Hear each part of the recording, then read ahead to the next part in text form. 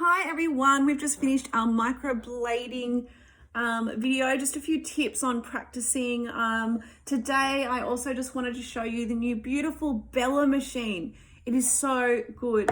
So I'm using the Bellar machine. I've just all wrapped it up so that as if I'm using it on a client. I'll just show you what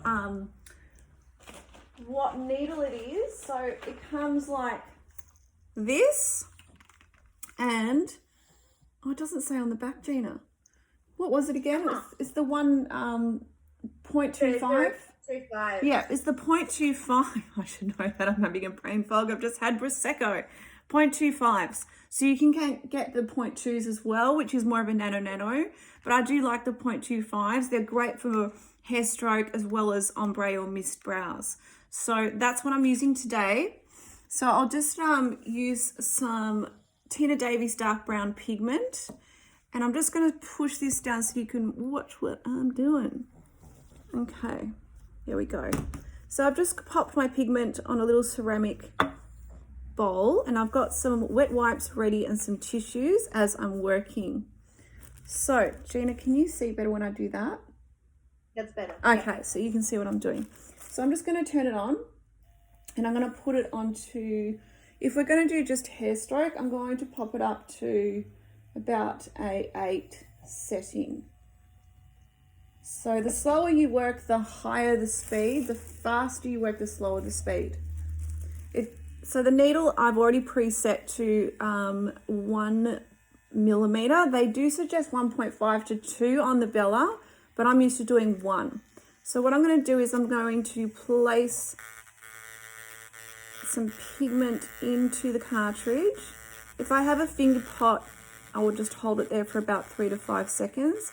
See how all the pigment's being sucked up into the cartridge? Okay, so I've already pre-done 2 stroke methods here. A little trick is what you can do when you're getting used to the digital machine is do your microblading first. So this is hair stroke method 1, where they're all upward strokes. Hair stroke method 2, and we've just got a few downward strokes from the arch to the tail, is you can go over those strokes that you've done with microblading. So I'm going to do that just for the sake of the video, and it also helps you go over strokes that may be a little bit harder with the digital machine. However, with this machine, Gina, I'm telling you, it is so much easier and it's so much more sturdier. So 3-point stretch, 1, 2, 3, pulling out, using your pinky as an anchor. Now, when we're doing the hair stroke method, 90-degree angle again. So this is straight up. So it's also different because it's thicker, so I'm still getting used to it. So we're going to do our first stroke. It's a very fine, isn't it? Yeah, it's really fine. Look how fine that is. Look how fine that is, Gina. Yeah, it's such a beautiful fine stroke. I think technology is really advanced, right? With microblading, with machine. We've come so far from what we used to do. I'm just getting some more pigment because I had my eyebrows done, God, 15 years, and back in the day it used to be just crosses all over the brow until they just kind of, I guess, migrated into a bit of a mess. But that was what they did back then, or the big blocked brow. There was no hair strokes like this. See how beautiful and fine those strokes are? All right, I'm just going to get some more pigment. Every 3 to 4 strokes, just pop some more pigment in there. So just keep it as steady as possible.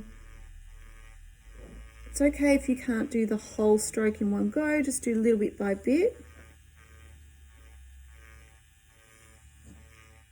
Very good. And just take it all the way to the border and make sure you nicely curve the end of that stroke. Miss Muppet, I'm doing a video. Chloe, come and say hi to the camera. Oh, sorry guys, there's a dog walking past.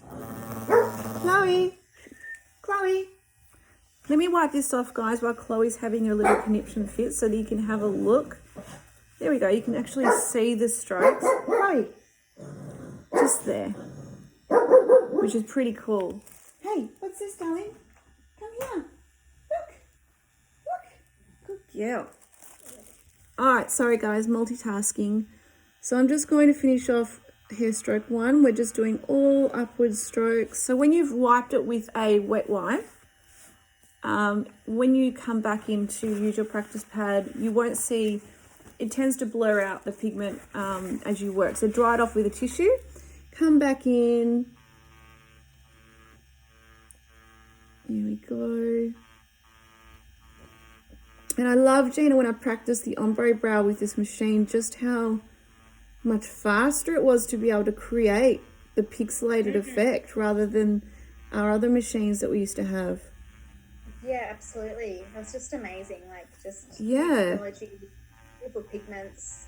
We've been looking to get this machine for quite a while, and I'm so glad we finally did because it really is beautiful. I'm just going to clean that up, check my work. So you could, I mean, if you were just starting out, Nicole, in the industry, you could basically order these pads from the brow shop. Oh, yeah, you can order everything from the brow shop. They are absolutely fabulous. You can get your practice pads, your pigments, all your machines. When we do our course, everything that is in the booklet, for example, this is one of the booklets, all the information for your courses, whether it's a master class or fundamental class, which will be ready at the end of this year, but the master classes are ready now. We do suggest for you to go into, to order from the brow shop because they have everything. The girls are fabulous there. They're just so, so lovely. Chloe, you're ruining my video, gorgeous. Come over here. Come say hi to Auntie Gina. Where's Auntie Gina? Chloe, come on, talk to Auntie Gina. Chloe. So guys, I'm just finishing off the tail area of the brow. There we go. So don't worry if on your practice pad your strokes look a bit zigzaggy and not as crisp. It just happens. On the skin, it's very, very different. So that's just showing you hair stroke 1 of going over with the digital machine. Where are we at? 7.5 minutes. Okay, so what I'm going to do is I'm going to show you just quickly how beautiful a pixelated look can be. And I'll do a full video on the ombre brow, but just to show you, when you're going backwards and forwards as so, in creating a pixelated look. Look how beautiful, literally you're just touching the surface.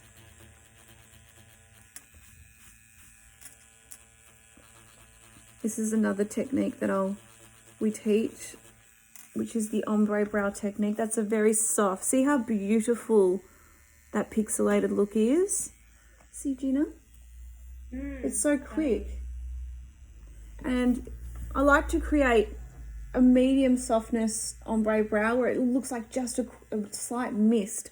And an ombre brow is where it's lighter going into a darker colour into the tail. But you can also do just a one tone all over the brow where it's just a very light mist. So I'll just turn this off.